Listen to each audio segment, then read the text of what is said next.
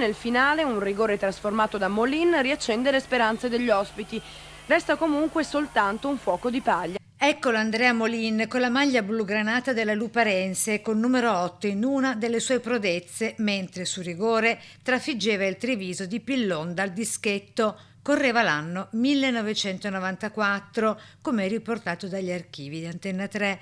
Domenica scorsa, a 63 anni, ha perso tragicamente la vita in sella alla sua moto nello scontro fatale contro un'auto avvenuto a Caselle di Santa Maria di Sala, dove da Mira, dove era nato e cresciuto, risiedeva dal 2022. L'incidente ha scosso profondamente le comunità calcistiche locali, dove ha lasciato un segno indelebile sul campo e fuori. Ex bomber del calcio dilettantistico veneto, aveva militato anche nella Calvino Ale.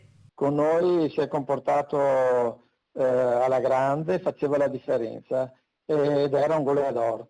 Ed era a livello spogliatoio e a livello compagnia era un grande ragazzo. Capace di far sognare i tifosi con le sue giocate e i suoi gol, le sue prodezze continuano a vivere nei ricordi di compagni, allenatori, avversari e tifosi che oggi lo piangono con affetto e commozione insieme al figlio Mattia, anche lui con la passione per il calcio. La data dei funerali non è stata ancora fissata. È stato alla grande e mi dispiace terribilmente quello che è successo.